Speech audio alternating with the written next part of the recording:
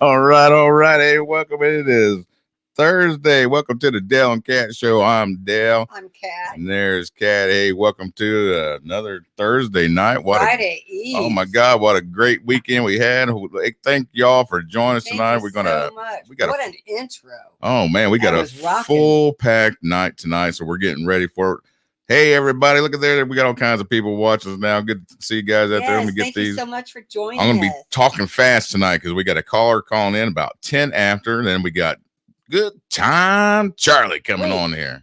Is that Frog? Oh my God, there's Frog. Ribbit. Hi, sweetheart. How you doing? Good to see you out there, Frog. We haven't seen you in ages. It's so nice to see you joining us again. Oh my God, how's everybody doing, man? We had a great time over the weekend. We went over to Scooter Haven. What is going on? We went to Scooter Haven, had a great time. Have you guys seen some of I threw a logo out there for Scooter Haven. Next time we go to Scooter Haven, we have got to get Biggie out there. Oh, Biggie's going. He's going out there, man, for sure, man. Curtis, what's going on, brother? Good to see you out there. Check what I got. Well, look at this, buddy. Texas Iron shirt, brother. I got my Texas Iron representing, brother. Look at there. Oh my God, look at there. There's Tommy Alexander. How you doing, my brother? All right. Tune in to listen to the show. Good to see you, my brother. All right. But man, we had a wonderful time.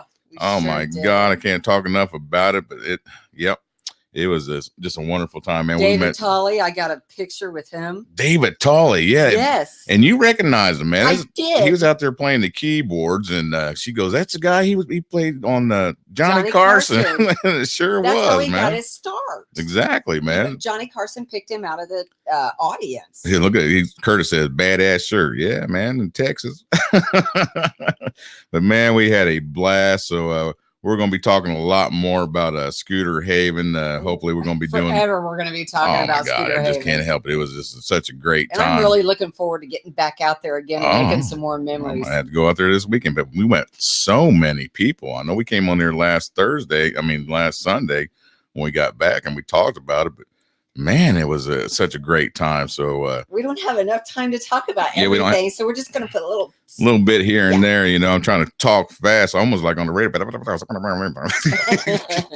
one of those old disclaimers. Because I know we got somebody calling in at 10 after, so I'm trying to get everything. So hey, real quick, guys, I want to go ahead and let's get the birthdays coming up here real quick, so we can do that. Okay, Kat? Yes, let's do it. Let's do that. Did you put them on a ticker tape? Yeah, no, I didn't put them on ticker tape. Let's get these birthdays. Hold on a second.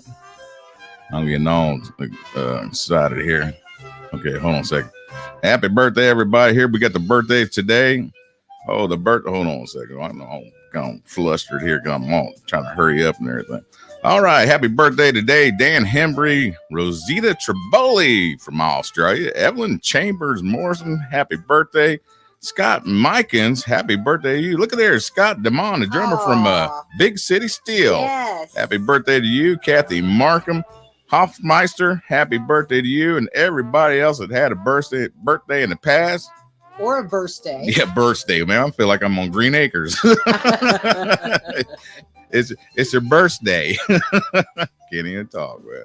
But man, we had a great time, guys. I'll tell you, sure did. Get out to Scooter Havens. We'll be talking more about that later on. So, hey, guys, we got a great guest going to be joining us tonight. Goodtime Charlie. We'll be talking about him. And you see in the background, we got Rebel on the Highway. That's one of his movies. So we'll be talking about that. Hey, we got a call. Hold on 1 second. Let's get this caller in here. Hey, this is Dale and Cat Show. What's going on? This Heavy? This is Heavy. Heavy, what is going on, my brother? I'm glad you're right on time, man. Say, I love that. Okay, what's going on, brother? How you doing? Man, we're doing good, man. Having a great show tonight, and I'm glad you're joining us. I know you got a big event coming up next weekend, man. Tell us about what's going on over there at the Beaver Bar. Yeah, the Beaver Bar, we're having our 26th anniversary. So we started in 1994. And this marks 26 years of good, hard-working business. Man. And we're having an antique and custom bike show at the Beaver Bar. We've been doing this show at that bar for about 10 years now, as long as we've been down in Florida, and it's always a gas. Man, so you have a couple other places there.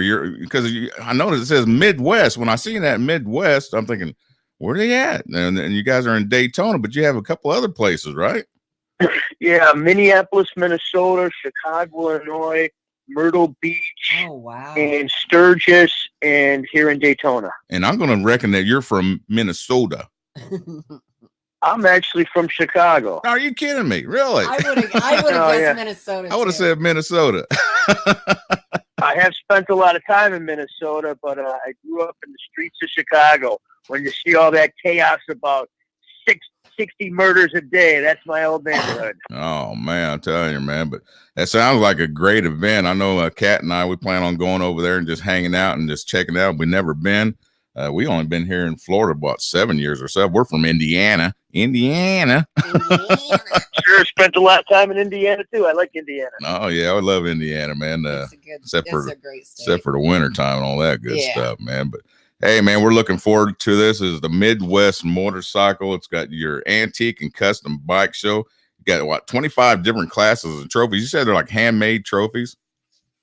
Yeah, the trophies are unbelievable. It takes us about a year to make all the trophies. They're all welded together out of gears and sprockets and brakes and pistons and all that stuff. We really try to do a professionally judged show. You know, over the years, I've been to so many bars where they're having a bike show, and it's just like a popularity contest, or they just don't really know what they're doing. And our specialty at the shop is building custom bikes and restoring vintage motorcycles. So we'll have probably 200 custom and vintage bikes in the show. Wow. And that's why we have so many different classes, because there are just so many different flavors of custom built motorcycles or antique motorcycles or big wheel baggers or whatever you want. There's a lot of cool stuff out there right now. So really we need to get place for all of them. Man, it sounds like a great time, man. Sure you got a couple bands playing out there. I see Crash Rocket's playing out there. Yes.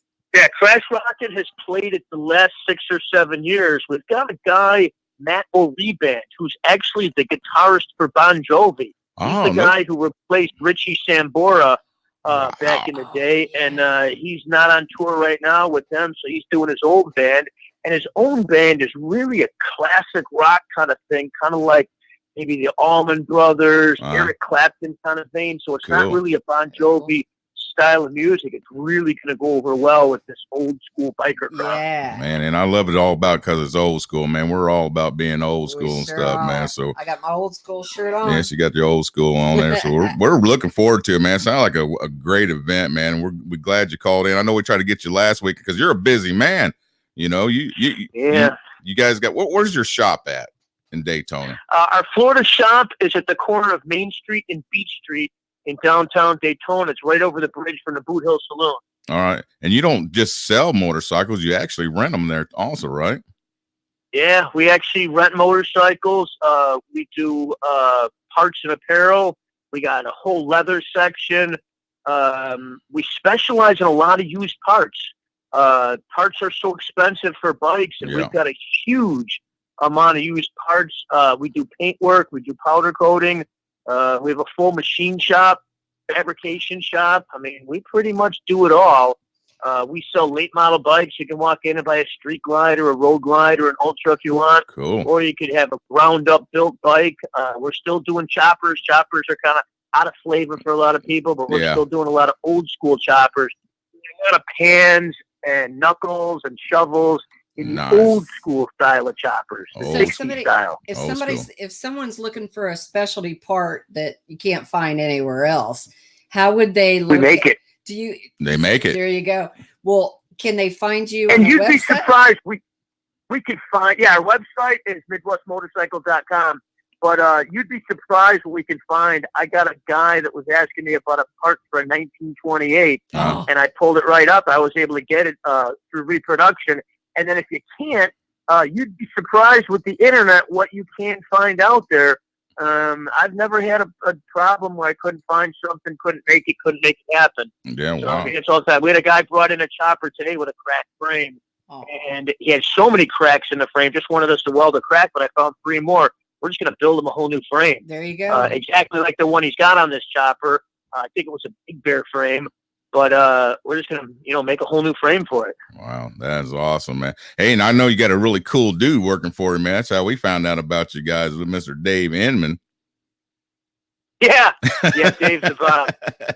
And Mr. Rock and Roll, we love his band, so he posted on that and said, "Man, we got to get involved here and get a hold of these guys and help, whatever we can do, promote and stuff." So, and here we are, man. Hey, we're glad you called in, man. We're looking forward to this. This is going to be February the 9th. It starts at 9 a.m. to 9. Yeah, we got an all-you-can-eat breakfast buffet for $5. Bacon, eggs, sausage, grits, pancakes, whatever you want. The breakfast buffet is from 9 to 11.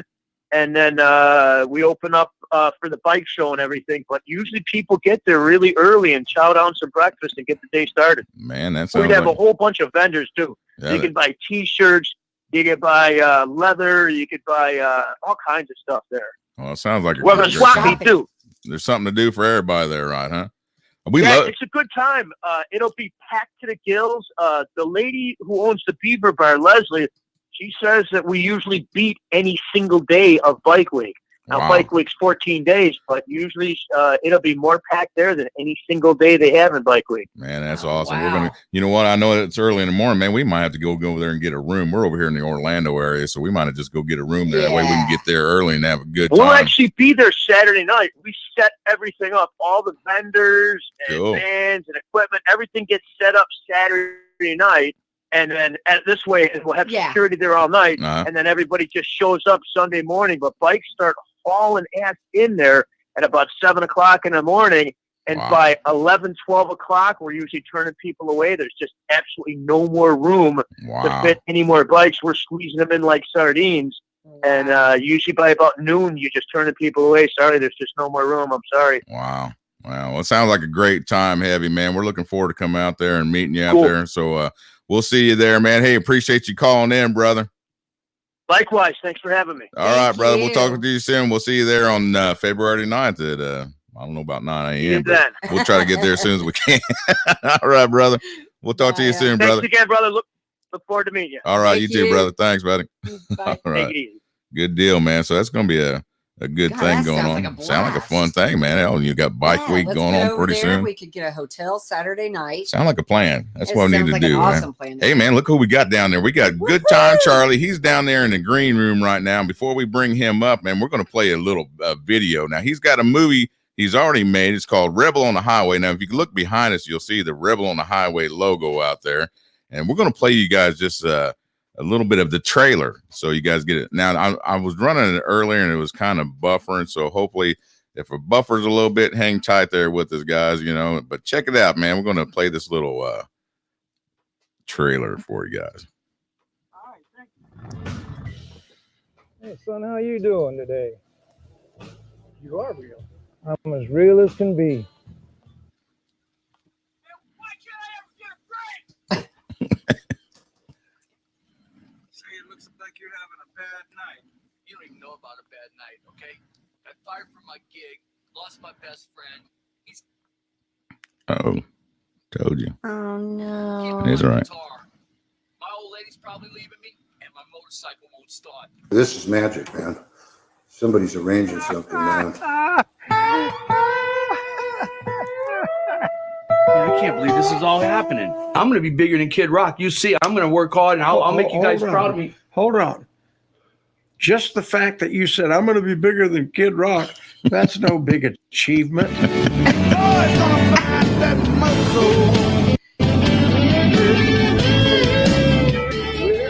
man, how come you gave up playing music? The devil been chasing me since I was a young man. Deacon Jones? No, man, I ain't Deacon Jones. Son, if I was you, I wouldn't go no further up that trail. You're probably the only man that could help me. You've been duped by the devil. You believe in the devil, cuz? Of course I believe in the devil. He's been after me ever since I got in the fast lane.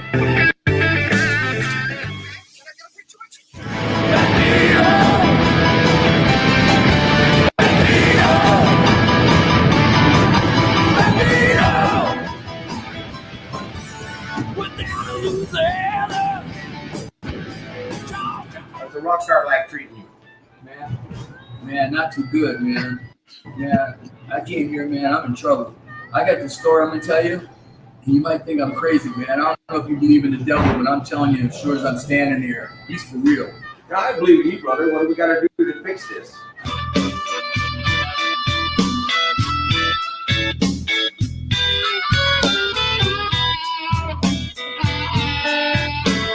Like that harp.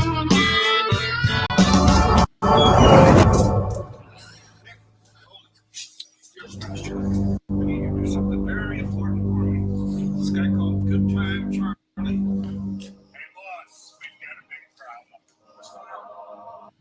Lucifer is sending Nicky Boots. Nicky Boots.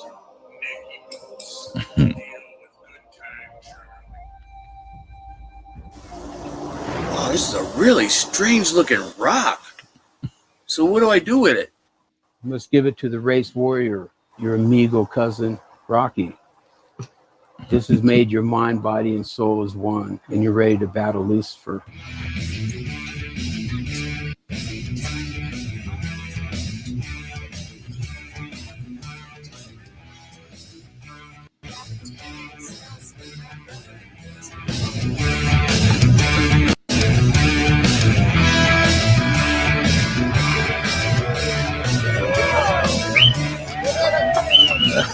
All right, everybody. Hey, that's good. That's a good time, Charlie. Let's bring Good Time Charlie right on with us, man. Everybody, what is going on, Good Time Charlie? Hi. How you doing, brother? Doing good, man. I ain't seen them clips in a while. I'm so focused on the new movie, and man, we sure had a lot of fun doing that movie, man. It sounds like it, man. What you been doing, brother? Man, it sounds like I hear a little crackling. I ain't sure what that is on there, but we'll get past that, man. So what's going on, brother? Man, you made this movie, and now you got a new movie called The Rough Boys. Yeah. Well, I seen some people make a movie and then they stop right there. I said, to get my point across and let everybody know that we making some movies, I got to make movies. So, my brother, when I first went to his house, he goes, you laying some tracks for a new album? I go, yeah, I'm gonna call it Motorcyclism, and started working on some songs. And he goes, what else you doing? I go, well, I put my songs in, two of my songs in Sonny Barger's Dead in 5 Heartbeats. And then there's another guy got this movie, Outlaws and Patriots. He actually plays the devil in Rebel on the Highway. He's an old Vietnam vet, and he asked me if he could have a couple of my songs. And I said, yeah. And he goes, you should do a movie. And I go, what do you mean I should do a movie? I don't know nothing about how to do a movie, And he goes, nah, man. He goes, just like writing a song. I mean, just write a big song. So the next day I started getting some ideas in my head, and I was running characters through my head, like, okay, who could play God? Who could play the devil? Mm-hmm. Who could play the voodoo king? And they just started popping in my head, and I was going, wow, Tony Pan would be a perfect God. He's our first freedom fighter ever to go into Sturgis Hall of Fame, and started Wisconsin a bait, and he is God. Yeah. And Deacon Jones, who I used to play with, perfect voodoo king, and so I just started rolling, and so I went back to my brothers, and he goes, so when you going to the studio? I go, man, I'm thinking about this movie thing now. And he goes, so what do you mean? So I started telling him, the devil, the God, you'll play the lotto guy that runs me over. And I just started running it to him. And he goes, you got a script? And I go, no, it's all in my head. And he goes, no shit. And my brother knows when I get something in my head, it's in my head, right? It's like a TV show. It just keeps, because when I write a song, I can strum a chord, like that, right? And I can hear boom, boom, boom, boom, boom. So I can hear the whole song, as soon as I strum the chord. I don't know, it's some kind of Beethoven shit or something, Anyway, so he goes, okay, well, let's do the movie. And I go, okay, right after I finish my album, he goes, no, let's do it right now. So we just started calling everybody, and we got some folks with a camera, and we just started filming, man. And people started coming to the set, and they go, okay, so where's the script? I go, I ain't got no script. I go, you're going to do this, you're going to do that, you're going to yell at me, I'm going to yell at you. And, the big boy, Big G, that's in a lot of scenes with me, been on the road for, I don't know, 10 years. So, I mean, we yell at each other all the time. So that was like easy. Yeah. It was like, okay, you're going to yell at me, throw me out the bar, and, and all that thing, you owe me 300, you owe me 200. When we ran that back, I go, none of that makes any sense. And, and one of the guys go, no, that's cool that it didn't make any sense. So, and guys like Barry Warlow, he's Mr. Perfection when it comes to building engines. He did all the engines for Andy and Larry and all Billy Lane, all those guys. He's still doing the Sons of Speed stuff. And so I asked him to be Michael, and he's an old hunter and got his own property, and, the deers and the elk and the buffalo. And so he came, man, with all the guns and the buck skin. And he goes, what bike am I riding? I go, well, we're trying to get this old knucklehead running. He went and got the knucklehead running while we were getting another scene down. He had it all it up, jumped on it. And that was another thing, man. When you do a movie biker with real bikers and all of it, we don't need the Hollywood guy going, we got to call somebody. This spark plug is unscrewed. Exactly. Or we need 30 motorcycles here by tomorrow. Yeah, they're already here at the driveway. I don't worry about tomorrow. Hey, Charlie, we got some people here that are watching you, and they believe you were at their event not too long ago at the Texas Iron motorcycle rally. And actually, look at here. Yeah, they're in. They came down to Dallas when we filmed the scene with Rick Fairless, and actually, his homeboy's wife has the one of the clues for. You can win a golden bike in our second movie. The Rough Boys. Yeah, we came up with this clues in each scene, and you go online and play. And if you figure it out, you get $10,000 cash and a golden chopper built by Paco and Mondo and S&S Motors. And oh wow! Iron. I met them through Dave Nichols, Easy Rider. He goes, "Hey Charlie, these guys have started this new rally. They're starting a rally, and I know, you don't like, going out and doing stuff when it's new and, and this and that." And I go, I don't mind doing it, and so I got to know them, and, they didn't want a shoestring budget, and I went out anyway, and I had a great time. It was great folks and great place, man. I mean, once they get that thing really rolling, it's going to be nice because they got the sisters, the Rhodes, and the 4 sisters or the 3, I don't know. But anyway, it's really cool stuff. And we had a great time out there. And like I said, they came and supported us in Dallas. And actually, this is pretty funny, but we got finished filming and we was at the hotel, and one of my friends said, "Hey, they got a blues jam at this bar." I said, "Well, well, this is Dallas, man, home of Freddie King. And so if I go play, I got to really put I got to, put on the super duper shit because, Deacon passed away and everybody's gone except for Benny Turner. Benny's Freddie King's half brother.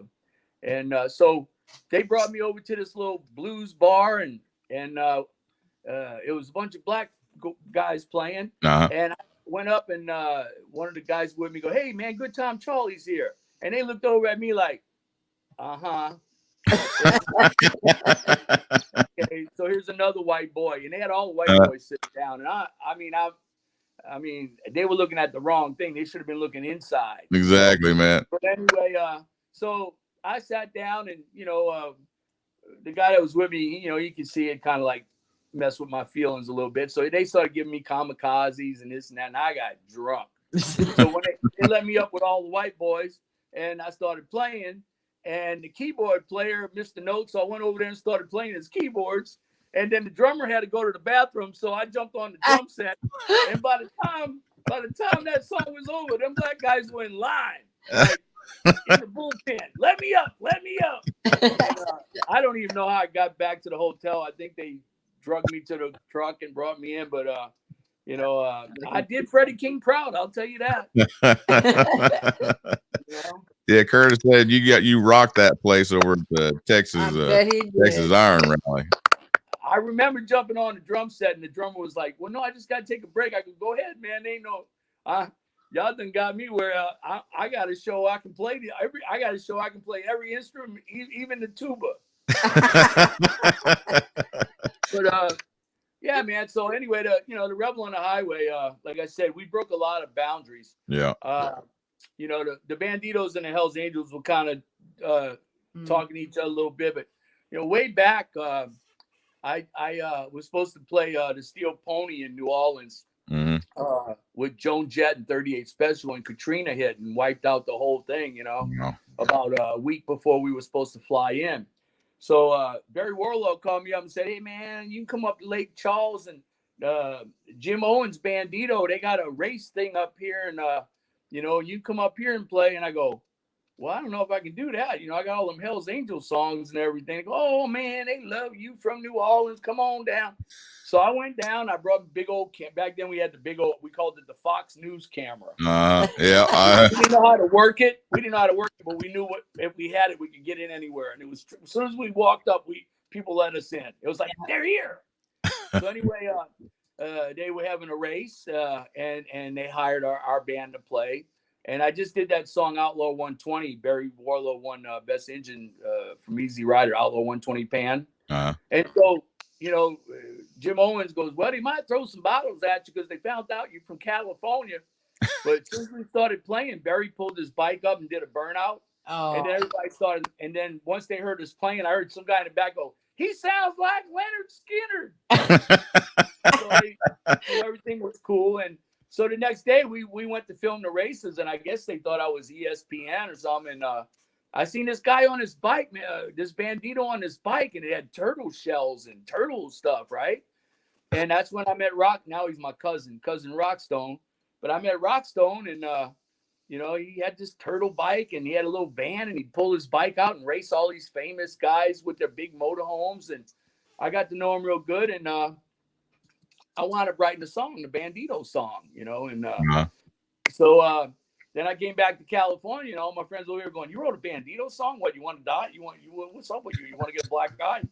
And one thing led to another, and my Uncle Willie's Oakland Hells Angels, so I wrote this song called Wild Will, and I put them both on the same CD, which was Iron Buffalo, which was dedicated to Indian Larry because he just passed away, and Dave Mann a couple of years before that.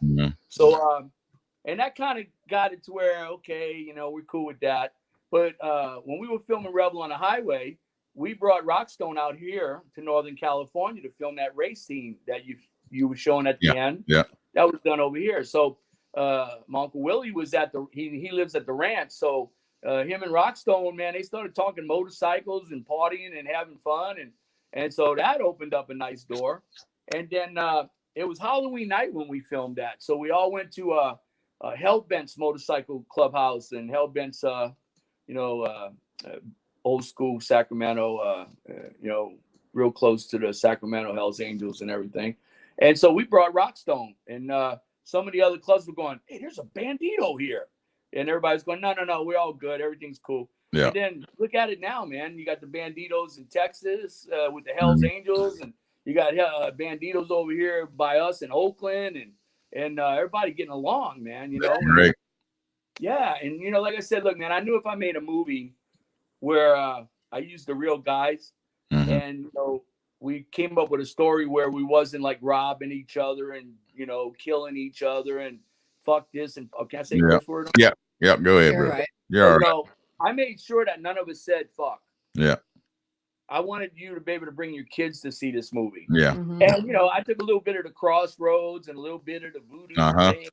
And, the Odin, except he was God, and, Charlie Musselwhite is Gabriel. And I put that thing together, and I tried to, and instead of me being a tough guy, I was the guy trying to get my soul back. And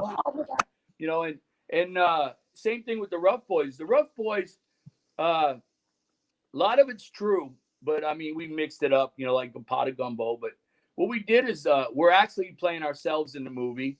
And Charlie Musselwhite, we nicknamed him Slim Dixon, right?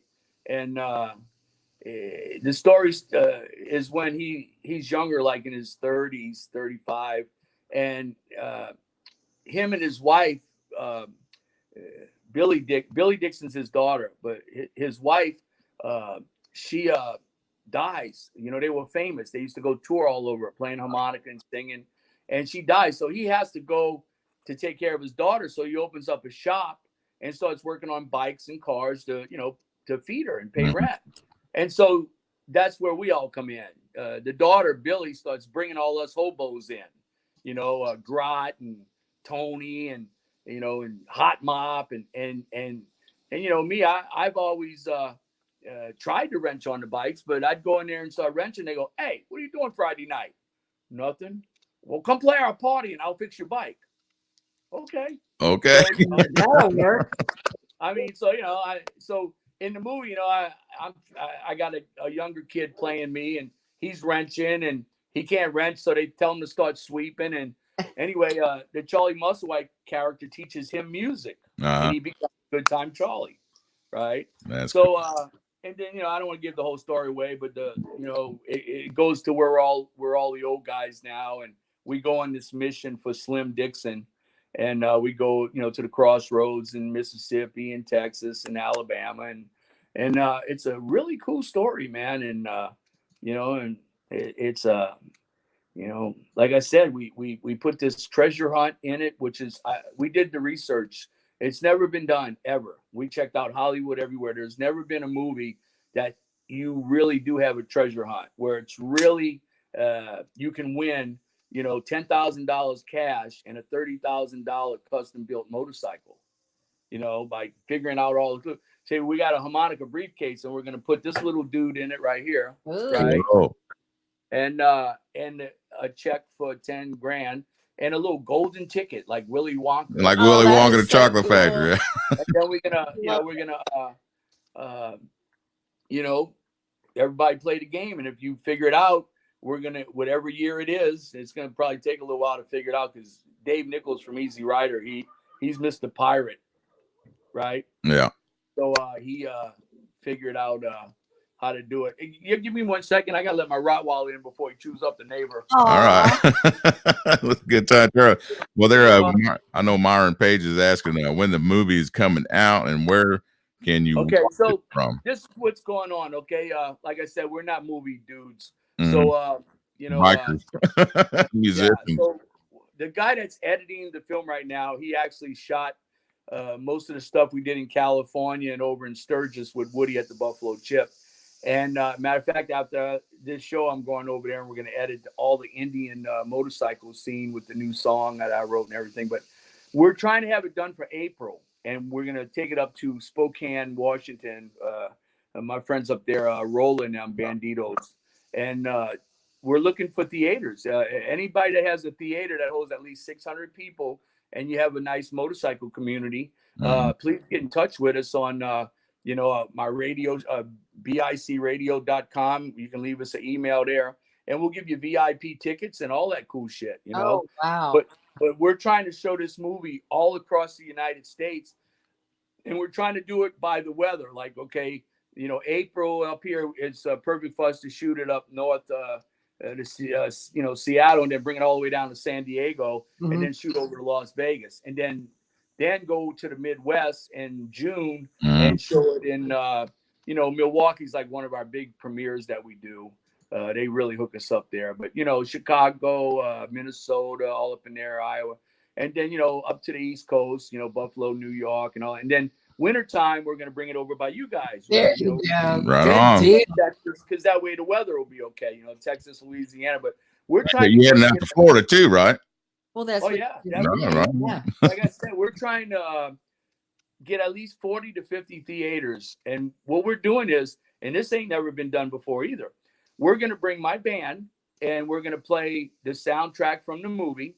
We're going to bring the motorcycles, the Golden Bike, the Indian that's got all the blues guys, the Hot Mop Panhead that Barry built. It's a really cool bike.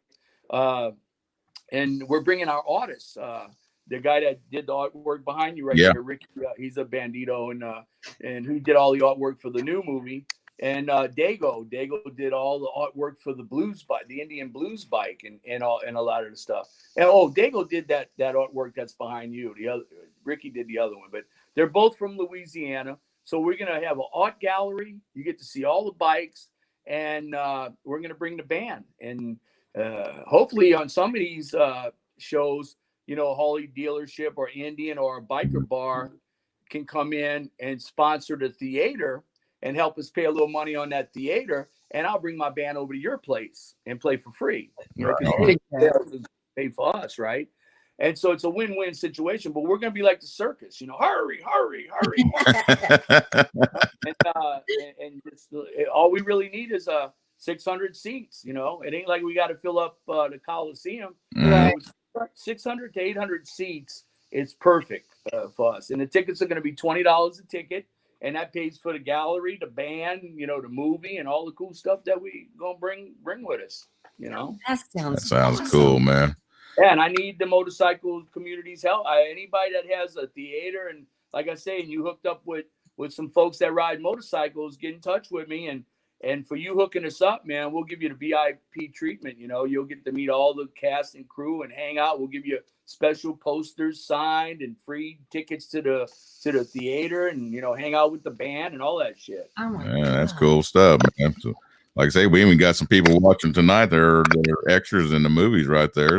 That's a cool deal, man. And hey, Charlie, tell us a little bit about, because we were talking earlier about 17 years ago you were doing radio. And you started just, like on dial-up, and we were kind of laughing about that because, on AOL, and that's a little bit about that. I'm one of them people that don't take no for an answer. So, I was trying, look, man, I did, my first album was called Milwaukee Steel. And I had the original bass player for the Doobie Brothers who produced the album and played bass. I had Ainsley Dunbar and Donnie Baldwin as my drummers in the studio. And Ainsley was Frank Zappa's drummer and also Journey. And Donnie Baldwin was Elvin Bishop's drummer. He was going to hang and do some stuff with Jerry Garcia before he passed away, but he was with Lydia Pence. I don't know if you know who that is. Lydia Pence, Cold Blood. I Just Want to Make Love to You, kind of. Yeah. Yep. I just want, anyway. Yeah. And so I had them, and I had Dale Ackerman, the keyboard player for the Doobie Brothers for 12 years. And, the guitar player, Dave Gonzalez, who me and him played with Greg Allman. And so the album was smoking, man, my first album. And anyway, we went to Warner Brothers, and Shogun, the bass player, had connections with them because he was with the Doobie Brothers. And the guy loved my music, and he said, well, look, man, he goes, can you change some of the words here and, make it more like Southern rock, like Leonard Skinner? And I go, you're not getting it, dude. I'm the first guy to ever do this. I got a whole album, all motorcycle music. Exactly. And back then it was not like it, it didn't have the TV shows. I was way before my time on that shit. We were still at the old biker bars and, the tough, I mean, it wasn't, when the rallies, you brought your blanket and Yep. put it over the bike. It wasn't a motorhome, and you know, and you have the Discovery Channel build-offs and all that shit, right? Yeah. So they denied me, man, and told me and so I sent my record out to all the record companies. I mean, radio stations. You know, 104 rock station, and none of them would play my music, man. So you know what, man? I was home one day, and I never, you know, my radio show is just as old as Fox News. Okay? You know, because you know, before that it was like the 6 o'clock news. So all of a sudden they got this 24/7 news. So I turned it on, man, and I'm going, and it was a bunch of girls, and you know, like pretty girls, man. You know, I mean, I wasn't, flirting with them or nothing, but I mean, it was like caught my eye, you know, and I was like, wow, somebody came up with a great idea here, you know. And so anyway, they were talking about this guy. He got $50,000 sponsorship from Purina Dog Chow, pet radio. You know, play songs for Fluffy and Bubba and you know whatever, and on the internet, right? And man, I didn't know what not. I mean, my wife came home, man, and she goes, well, "What are you doing?" I go, "Man, you know, Purina Dog Chow." Blah, blah. She goes, "You want to start a pet radio show?" I go, "No, a biker one." And so she goes, "Okay." So she checked it all out, right? And back then, I think it was like $250 a month to stream it. No. And to load it all up to dial up. So it was all a great idea until she goes, "Okay, here," and I'm going, "Okay, is it on yet?" No. And I heard the thing going, yeah. And so finally it would go up, so I could only do that 1 hour a month, every month, right? And I had a movie software. Remember I told you I had the big camera? Yeah. So I was only supposed to send audio in, but I didn't know that. So when I do my stuff for the radio, I had little video clips, and I made up this thing, Joey Forget About It, because my uncle and them, you know, I grew up with a bunch of gangsters. I grew up in a cat house. So my uncles really were gangsters, Uncle Joey, Fat Frankie. And so I made this thing, Joey Forget About It. Forget about it. You get a motorcycle from us, you're going to, you know, that kind. And I did all the voices, right? And so I had the little Joey guy up, and, you know, and so when you watch my show, you got to see all that shit, right? And little video clips. But that streaming network didn't know I was doing that. So one day they go, "Hey, you got to pay us extra. You doing video." And I go, "No, you didn't tell me that shit." So they told me, "Don't tell nobody else." And I got to keep doing it. So then I started getting better at it. You know, I had some sponsors like BikerNet, and I just would do the little bit, or I just do a little video. "Hey, this is Goodtime Charlie. And, you know, tomorrow we're going to be," and I started doing that shit. And then it went to, you know, we did little like YouTube things because the streaming thing, I said, I'm not paying that $250 no more. So, and then my little nephew, he's a genius. I mean, this guy, when they were kids, they moved AT&T satellite out of orbit. And they got caught, but they hacked into it, right?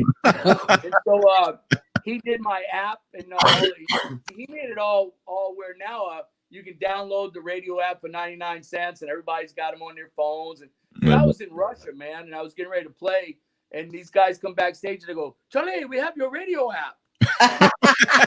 Shit, man. And so, and now, you know, I got, you know, it's like you're doing it from your house right now. Exactly. I got DJs that do it from their living room or their garage, and you know, and so I got DJs in Buffalo, Chicago, California. You know, and they come on different times, and a lot of them are guys like, you know, like me. They just, you know, got retired, or you know, Grot's wife passed away. You know, Grot, he owns the Hogarosa, you know, the hog farm. You know, he's Harley Davidson tried to sue him for the name Hog back in the day, and he went all there, man. And you know, he used to be a Buffalo Hell's Angel, and he also was a Buffalo Bills. He was on the Buffalo Bills football team with O.J. Simpson and shit before he killed you know, before he killed his wife. Yeah. But you know, anyway, so these guys are digging all the you know, being DJs and shit, and then I started doing all that shit, and you know, and before you know it, man, everywhere I went, people going, "Hey, you're that dude, you're that guy, the radio thing," you know. And now Chopper Town, I mean, that guy got in touch with me and said, "Hey, you want to come on Chopper Town, and you know, I'll give you the thing where you can go on." And he was talking about scheduling and schedules. I go, "Can't do that, boo." He goes, what do you mean? I go, well, because I go all over the world. I mean, I'm here, so I mean, I got to be able to hit that button when I'm at the spot, you know. Yeah. And I don't want to cut nobody else off, but I mean, you know, Yeah. I'm that guy when I'm on the road. I mean, it's cool shit. You want me not to get it?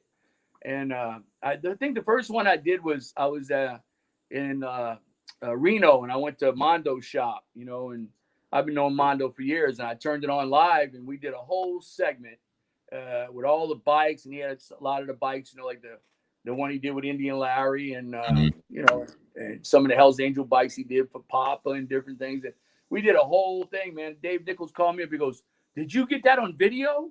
And I go, "No, I just turned the live button." He goes, "Dude," he goes, "that was better than any Discovery Channel shit I've ever seen." He goes, "Man, wow, you should have kept that, you know." And it's on Chopper Town somewhere, but you know. And after that, the guy from Chopper Town said, "Look, you can come on anytime you want. Hit the button, whatever you want." And yeah. you know, I don't know how to do this like you. I admire you guys have this cool thing with the video and all that cool stuff, you know, and it makes me look like I'm somebody. But over here, I turn my regular house phone on, and I put this little cheesy microphone thing right here to the phone, right? But I get people calling me, you know, like Charlie Mustard White or Barry Warlow, or, you know, and we just do a phone interview, right? And man, I get, I don't know, 15, 20,000 people on Chopper Town. I mean, they go nuts over that shit, you know. And yeah, they would. But that's amazing, Charlie, because you can. That's all you need is a phone anymore. You know, that's what we started out with the phone. I keep things very simple, you know, because like I say, they tried to get me to do all this cool, you know, we'll put this thing behind you, but see that flag behind me? That was given to me by the Navy SEALs. They flew it across Iraq. Oh, wow! I got a plaque. It's in my. I was at the Buffalo Chip, and some of the youngsters that were going to be Navy SEALs came, and they were sleeping outside in front of my motorhome. They watched me play all night, so I brought them all in and gave them breakfast and hung out. And about 2 years later, man, like 2 of them showed up with a cigar box, and it had the flag and this plaque, and you know, I asked where the other guys was, and they said they didn't make it. You know, I mean, that's when they were really going at it over there in Iraq. And they said that this song I wrote, "Rolling with the Thunder," they would put it on and listen to it while they were, you know, going taking care of some business for America. Oh wow! And so that flag's always been here behind me, you know. And people go, "Yes, fix this up and do that." I go, "Man, anybody touch that flag, I'm gonna beat them up." You know? I would too. That's staying there, you know. And yeah, you know, it's kind of funny because I live in a little country town, you know, and this guy moved. This girl has a house over here, and a brother got out of jail, and he was on the cranky danky stuff. And 11 o'clock at night, he was out in the garage, you know, and it's a nice little neighborhood. So I walked outside. I go, "Hey, yo, what?" I go, "Oh, no, it ain't what. It's, you know, it's 11 o'clock at night. It's a nice neighborhood. They got the people living next to you is on the oxygen thing, right?" So, you know, he caused a little trouble, and I guess he didn't realize that, you know, I'm that crazy son of a bitch that lives across the street. So things got a little heated, and he called the cops. I mean, you know, I don't ever do that. You know, I don't do the cop thing. Yeah. But anyway, so the cops come to my house. I'm the bad guy now, right? And so I let him in the house. And boy, as soon as they see me, you know, I mean, I had Sonny Barger shirt on, you know, you know, I mean, I was done, you know. And the one cop, little short cop, you know, he was like, and I go, "Hey, look, before you even go there, man." And then the other guy was staring at my wall, right? And he looked over, he goes, "You in the Navy SEALs?" And I go, "No, I ain't in the Navy SEALs." I go, "They gave me that." And then so he went over there and read the whole thing, right? And he looked over at me, he goes, "Whatever your story you're getting ready to tell me is, I don't even need to hear it. I believe you." He went across the street. They grabbed that guy out the house and drug his ass in jail. Oh, wow. And he already had a black eye, and I ain't do that. That's awesome shit. Yeah, I out like this. You know. Oh. But, yeah, and so then that guy, you know, never came back again. I guess he didn't like the neighborhood. You know? he didn't like the neighborhood. He didn't like the neighborhood. Hey, Charlie, well, I know you got something coming up here. I believe this weekend, right? The Goodtime Charlie's bike show and jam session. right. Well, this old corner saloon, we shot Rebel on the Highway, and we also shot the Rough Boys. It's a historical bar. Back in the day, Black bought the stagecoach robber, rob and hang out there and drink. And he was the dude that put the potato sack on his head, and he'd put sticks in the trees and make it look like he had a whole bunch. Yeah, and it was just him, right? And he got caught by laundry. He had his initials on, and they grabbed it. And so, you ever heard that saying? Oh, he got taken to the cleaners. Yeah. But that's all because the Black bought. That's how they caught him. They found his shit, and he was in San Francisco, and they tracked him all the way to his room. Oh, and that's like, so that saying he got taken to the cleaners. That's where but anyway, it's a very historical place, and so I don't know if you ever heard of the frog jumps. Mark Twain wrote a story. Mark Twain used to live out here, and he wrote a short story about the jumping frogs. You know, we do this like hillbilly, big old frog racing thing up here. So all the motorcycles used to come up here back in the day. Well, through the years, you know, it kind of tippered off, and about, I don't know, 5-6 years ago, they have a resort. I live right here by this lake up in the mountains. It's called Lake Tulloch. And back in the day, it was a resort called Poker Flats. And Elvin Bishop, Greg Allman, all of us used to play at this place, right? Les Dudek. And then it turned into Poker Flat, resort. And I went and talked to the lady, and I said, hey, look, I'd like to bring the frog jumps back. You know, will you go in with me on it? So the first one I did was 5,000 motorcycles. And the second one I did was my band, the Fry Brothers, you know, we just tore it up. But the lady couldn't make money. In the wintertime, there's no only people come up here in the summer because of the lake, right? So she turned it into a rehab, and that ended the biker bash. Wow. So now that I'm doing my movies and everything, you know, it's the third weekend of May. And so what I'm doing is I'm going to do this little bike show this Saturday. And, you know, we're filming a commercial for the movie with Paco and all of them guys that come, and we're going to show the golden bike. You know, when you sit in the theater before the movie, you're going to see this little clip, and it's all of us on the Billy bike and thanking everybody, you know, for watching our first movie. And then we're going to tell you the little cool thing about how you can win the golden bike. And I'm going to have Paco and them telling how they built the bike, right? But anyway, after that, we're all going to go to the corner bar, and anybody that brings a cool bike, I'm going to put it on Chopper Town. You know, I'll come do an interview with you live on Chopper Town, and then I'm going to have a jam session. Well, what I'm doing is I'm inviting some of the council people from Copper, right? And I'm going to see if I can get the whole town square, which is really big, man. They did the Back to the Future shit up here. You know, a lot of the Hells Angels with grips and stuff. My Uncle Willie was one of the grips, you know, when they were shooting all that, you know, Jamestown, Copper Rod, they were shooting with Michael J. Fox and all that shit. So they kind of built this town square like with that big clock, you know, like yeah. Cool. I remember that. But anyway, so and my brother, you know, back in the day, he bought the Cow Palace's portable stage. So we got this big, really nice stage. So what I'm gonna do is try to talk him into letting us do the frog jumps and put the stage up with some bands, you know, have the bikes and the burnouts and the stunt riders. And get 20,000 motorcycles up here and show my movie 2 or 3 times, you know. Well, there you go. Damn. So this thing Saturday is the precursor to that. You know, I'm going to try to like slowly show them that, you know, I can bring a bunch of people up here. And like I said, I brought 5,000 up here, and everybody was going, the cops came in, hey, where's your security? I go, I don't have any security. They go, you don't have any security? I go, no, these guys ain't looking for that. You know, I mean, why would we need security? I mean, it's all good. Yeah. And they're like, they do. And then, you know, he goes, you know, you remind me of a little Tony Soprano. I grew up in New Orleans. Got the Italian thing going. He goes, just the way you say things, like, well, we don't need no security. Forget about it. Yeah. Anyway, so we're going to do that Saturday. And then, hey, I'm going to Thailand February 9th. Cool. And these are this is the Jesters Motorcycle Club right here. And these guys back in the Vietnam War settled into this town called Pattaya. I still don't know if I'm saying it right. But it's outside of Thailand. And they went first. I think they were the first ones, the Jesters, and then the Hells Angels, Banditos, all kind of clubs, a lot of motorcycle clubs. It's kind of like they made their own tombstone, and with Wyatt Earp and shit. Yeah, yeah. And it's all motorcycle people. So they do this big old motorcycle rally, and it's 21 bands and 60,000 people. Oh. And when I told them I was going to come and play, they had, they didn't know for sure. I mean, because people said they're coming and all of that. So they had me on this list. And then once they started really seeing I was coming for sure, I went pop, pop, pop, pop, pop, pop, pop, pop, pop.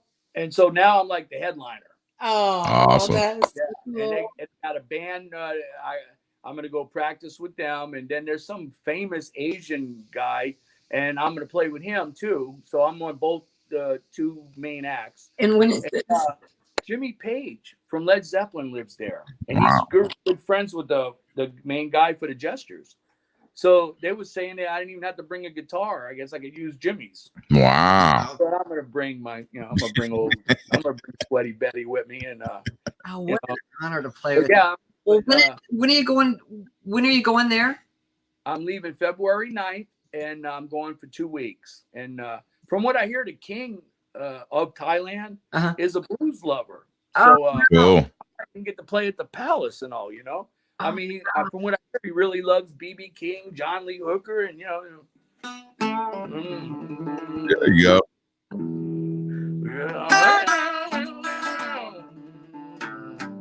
We are going to Thailand. Gonna play my guitar, yeah. Ride some motorcycles, have some fun, y'all. You can harp it. Yeah, but I mean, we were flying into Shanghai, and they just switched my flight. So we're flying into the Philippines now because, man, as soon as I started hearing about that, the mask and the thing. Oh, yeah. I go, coronavirus. Well, we flying into Shanghai. What's to stop the Chinese people saying, that Goodtime Charlie is always saying, God bless America. Let's keep him here a while. It looks like you might have that virus. Let's just keep him here a while. So I'd rather go to the Philippines, and it's just what it is, but it's my first time going, and they said they want me back again next year and bring the whole band, and and I just love going over, man. I've been to Russia 8 times, and wow. And you watch the news, and but it's the new, you gotta take it with a grain of salt. Oh yeah. I mean, if you like Fox News or CNN, it's still them fucking people ain't never been to Russia, and if they did, they went to the hotel and they never got to go ride motorcycles, drink vodka, and play the guitar. Exactly. And, Russian people are a lot like Louisiana people. They love to party. They have a great time, and they love America. Yeah. I mean, they love our music. They love motorcycles. I mean, they pay $65,000 for a Sportster. Ooh. Wow. And they'll buy 2 or 3 of them. Oh man. That's wild. And it's just I mean, when you drop somebody off at the airport, you bring them and you drop them off and bye right there at the loading dock or whatever. Not in Russia. In Russia, grown ass Hells Angel boys all the way until they can't take you no more, and they're doing this. Oh, really, man? It's like that's how much they're the most loyalist. I mean, they're just really good people, man. And I mean, in the motorcycle culture anyway, because I mean, good luck trying to spend your money. It's like a total disrespect. You cannot. I try to sneak over to the little thing to get the little, eggs and the Russian doll, and they come run over there. Nope, I got it. Your money's no good there. Then I brought Deacon Jones over there. Deacon brought me all over the world when I was a kid, and Charlie, you done taught me. You brought me to Russia. Charlie, you're a Russian prince. You boys love you over here. I go, well, if I'm the prince, Deke, you the king. Oh. And they had this big, elegant restaurant all set up for Deacon Jones. Deacon Jones is a blues man, right? Yeah. They got McDonald's over in Moscow, right? Anyway, I go, Deke, man, they got this whole place, man, you know, set up, man, you know, brand new, you know, all this exotic food. He looked over at me and goes, Charlie, how about we just go to Mickey D's? No, I don't think we can do that. He goes, Charlie, I can't eat that food, man. I don't know what the hell that shit is. I need to go Mickey D's. And so I went over to the Prospect, right? And I go, hey, Deacon said, no, Dick, Charlie, please, I don't want to get in trouble. So he's on the phone with the main dude, and you can hear him going, "Don't buy restaurant." And finally, I got on the phone. And I go, "Hey, Cola, Deacon ain't gonna do it, man." He goes, "You shit me." He goes, "You're gonna go eat shit food. McDonald's eat shit food." Then we went to McDonald's, and Deacon got 2 cheeseburgers, and the Russians got a Big Mac, and they had a knife and a fork doing this, trying to cut it like a steak. Oh shit! But yeah, man.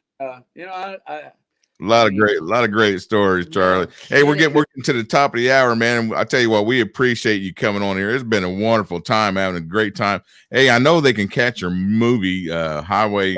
Amazon Prime. If you're an Amazon Prime member, you can watch it for free. I did it a bunch of times because I want Amazon Prime to know New Kids on the Block. You know, we got it going on. There you go. So you can go to www.rebelonthehighway.com. You can also go to your other site is if you go to the .com, we got Blu-rays and there you go.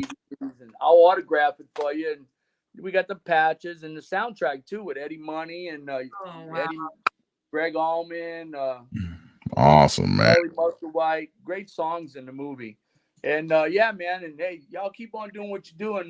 Thank you for having me on your show. Hey, Charlie, man, we appreciate it, man. It's been a blast having you on here, man. And we'd love to have you back and tell some more of your stories, especially after you go. A million of them. When you come back, we love to hear some of them stories that you had over there, brother. And it's been a pleasure having you on the Dale and Cat Show, keeping it old school, man. And looking forward to all the things you're doing. And hopefully one day we'll get to meet each other in person. Cool. Now send me the link and I'll put it on everything else for you. I will, brother. God bless you, man. See y'all later. Peace, brother. American motorcyclism. Right on. Good deal. Peace, brother. Oh man, awesome. Good time, Charlie. What a great time, guys. Hey man, we've had a ball tonight. Charlie's got a lot of great stories, and we're going to have to bring him back on and tell some all these stories. But I want to thank everybody for joining us tonight. We had a great crowd tonight. I try to get all these all the comments out that I can, but we appreciate you guys chiming in and putting on these comments. Go check out Charlie. Go check out his that movie. It's a fun movie. I watched it about, I don't know, I think probably about a month ago on Prime. If you got Prime, you can catch it on there. It's Rebel on the Highway. You can see it right there back behind us. And it's a fun movie, man. Like you said, he didn't want a bunch of killing and stuff like that. Yeah. It's a cute story, man, about a bunch of bikers, man. So you just got to go check it out. And it was a good time. Make sure you share this video too. Yeah, share this video, guys. Again, we appreciate everybody joining. I know it's after 9. I know everybody's getting ready because tomorrow is Friday and get the weekend. So we hope everybody has a wonderful weekend. And we're going to catch you guys next week. Next week, we got Susan Rensky. Yes. She's a bike rider, and also she's a comedian, and she's going to be on the show next week. So we got a lot of great things coming up. Oh, yeah. And again, we appreciate everybody watching. Please share this. And like our page, share it. Follow us too. And hey, don't forget, we got Texas Iron. They're coming up pretty soon. Thanks, you guys, for joining. We'll be talking with them. We're going to have to get them on the show and talk about it. Definitely. And it's been a great night, guys. So we're going to get out of here, man. So everybody have a great weekend. We'll see you guys next Thursday. Peace. Keep it old school. God bless. Love you. Keep it old school, everybody.